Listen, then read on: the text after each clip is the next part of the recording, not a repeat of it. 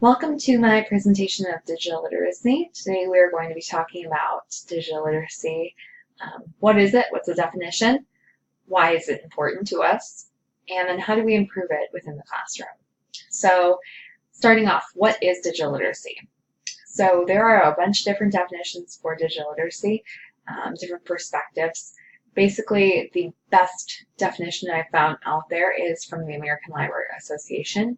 It says that digital literacy is the ability to use information and communication technology to find, evaluate, create, and communicate information, requiring both cognitive and technical skills. In a nutshell, digital literacy just basically means the skills in the 21st century related to the effective and appropriate use of technology. So within the classroom, you're likely that you've already been teaching digital literacy skills without even knowing it. So do you talk to kids about online safety? Do you teach them how to communicate responsibly?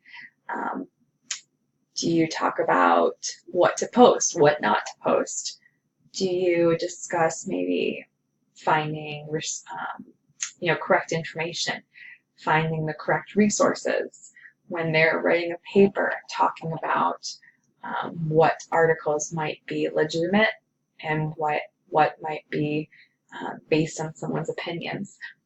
Do you talk about what students share online, what are the consequences of them, and teaching them how to recognize and maybe help stop cyberbullying? So all of that is digital literacy. You might already be doing it within your own classroom, and if you are, then we're going to be talking about how we can even further push digital literacy within the classroom. So that's the definition based on the American Library Association, but there are a couple other definitions out there that are also correct. So why is this important? Why is it important for us to teach this?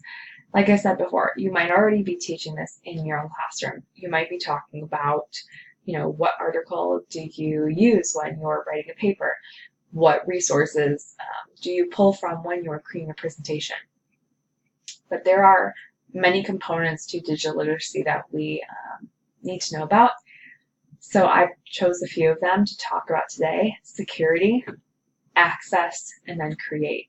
So security, it's more than just creating strong passwords. Why are passwords important?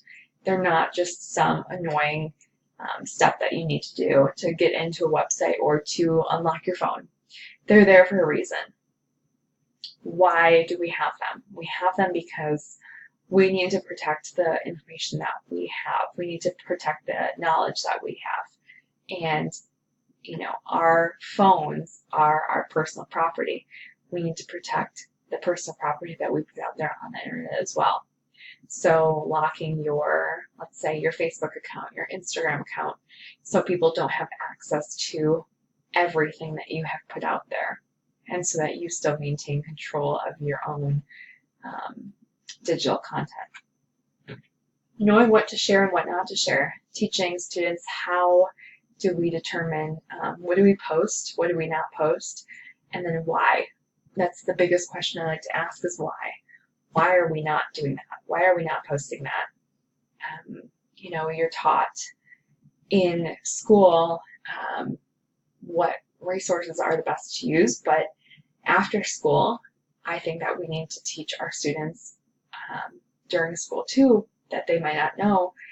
Why are we teaching them not to post that picture? Why are we teaching them not to post, a certain language online? It always comes back to you eventually. Employers look at that information.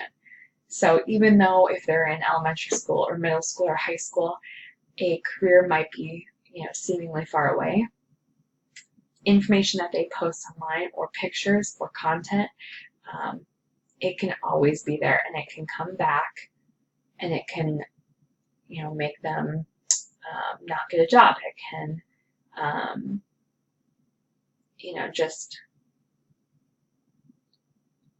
disable them in some kind of way in the future. So another form of that is understanding and using privacy settings. They're not just there, annoying pop-ups. They're there for a reason. Why are we using them? How do we use them? Whose responsibility is this to teach students about digital literacy? Is it the library resource specialist responsibility? Is it the school leader, or is it the teacher's responsibility in the classroom?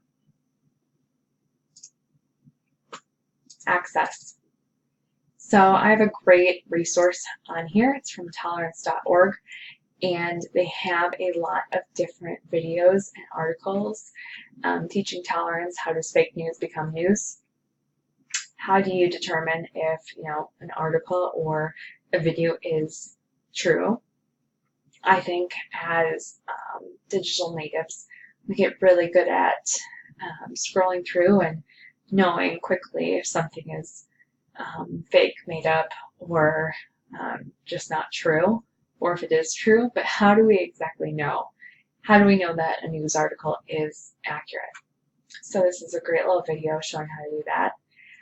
This website also has a lot of different tools for, let's say, evaluating sources for reliability. They have all these different lessons for different age ranges, so you can pull from those and teach about choosing reliable sources. I feel like if you're an English teacher and you're teaching a class and your assignment is to write a paper, maybe you can talk about this lesson right here and sneak a little lesson on digital literacy in there. How to choose, evaluate, analyze online resources. They also have information on understanding online searches. So all these different lessons on here. Being part of a community online. Privacy and security, like I talked about already. How online communication affects privacy. Producing, like I said, creating digital information. And then advertising on the internet. There's tons of information on this website, tolerance.org. They do have a podcast as well as additional videos. So a very helpful tool when you are teaching digital literacy.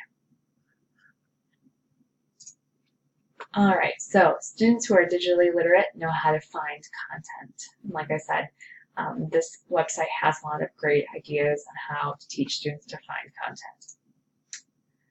Create. So how, like I said before, that tolerance.org website does have information on how do you appropriately create content online. How do you make sure that the presentations that you create are accurate? So another great tool to use when teaching students how to create that content.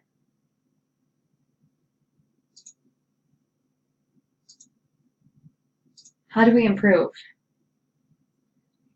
The first step is to access.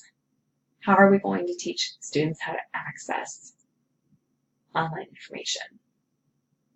How are we going to teach them how to identify online information that is accurate? And how are we going to teach students how to develop online information that's accurate?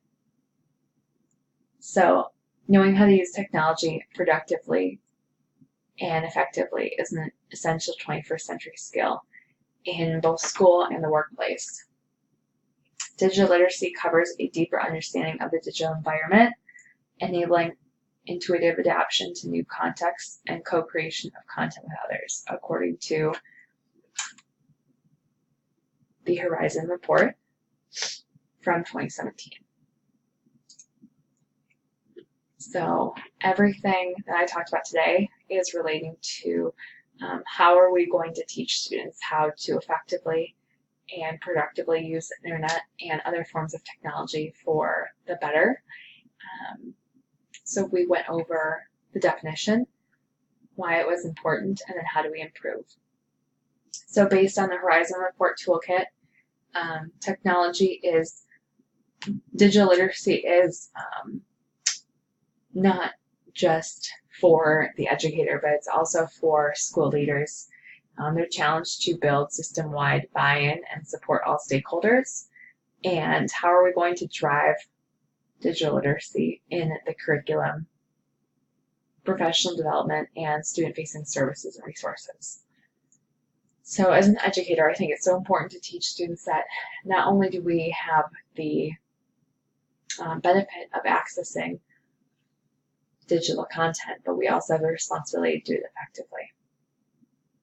Thank you so much for tuning in to today's presentation on digital literacy, and I appreciate it. Have a great rest of your day.